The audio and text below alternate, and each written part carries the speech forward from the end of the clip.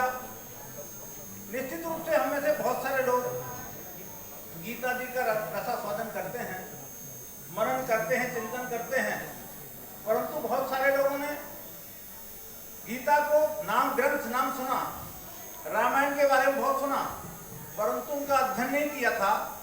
परंतु जब से धारावाहिक सीरियल, जब अपने महाभारत और रामायण सीरियल चले, तो जो हमारे कम पढ़े लिखे लोग भाई बहन थे, उन्होंने भी अच्छी तरह से उनका मनन किया, चिंतन किया, और उनसे पता लगा कि हमारे ग्रंथों में कितनी जो आत्मा है, जान है, जो हमारे जीवन को निखारने के लिए, हमारे जीवन को प्रसिद्ध करने के लिए, आगे बढ़ाने के लिए कितनी आवश्यक है।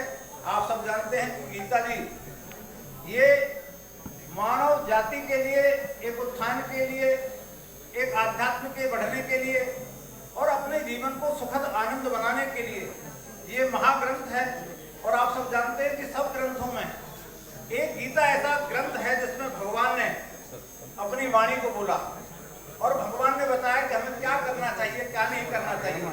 और कर्म प्रधान इस ग्रंथ में है कि हमारा कर्म कैसा होना चाहिए।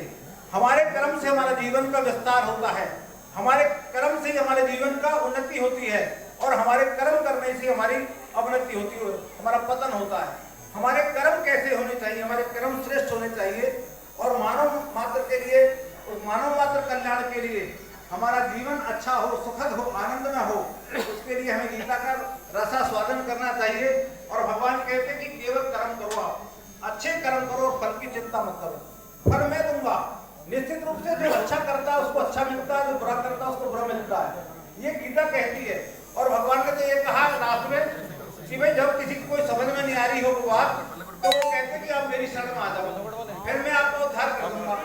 उनका सर्व धर्मानु परित्यज्य मामेकम शरणं व्रजः अहं त्वा सर्व पापेभ्यो मोक्षयिष्यामि मा शुचः। मैं आपके सारे पापों को माफ कर दूंगा, आप मेरी शरण में आ जाओ। आप जो कर्म कर रहे हो, आप जो कर्म कर रहे हो, आप मेरे लिए समर्पित कर दो। मैं निश्चित रूप से ये नहीं कि आप अच्छे कर रहे हो तो भगवान मैं कर रहा हूँ, और बुरा कोई हो रहा है तो भगवान ये आपने कर दिया। नहीं साहब, आपके कर्म भगवान के लिए समर्पित होंगे, भगवान के भाव से भी आप करोगे तो आपके निश्चित रूप से जीवन में आनंद होगा। मैं ज्यादा ना कहते हुए मैं पुनः जो जितनी यहाँ विभूति है, मनोभाव हैं, उनका मैं हृदय से आभार व्यक्त करता हूँ, धन्यवाद करता हूँ। हमारे बीच में हमारे एस्ट्रोन से प्रभु जी बैठे हैं। निश्चित रूप से जो गीता का हमारे स्ट्रोन ने बहुत ज्यादा आगे बढ़ाया, देश विदेशों में बढ़ाया, और आज आवश्यकता है इस बात के लिए। आज पूरी दुनिया कलह से, पूरी दुनिया आतंक से और पूरी दुनिया झगड़ों से ग्रसित है, और उसमें आनंद का केवल यही है कि हम भगवान के सानिध्य में रहें, हम भगवान के पास रहें।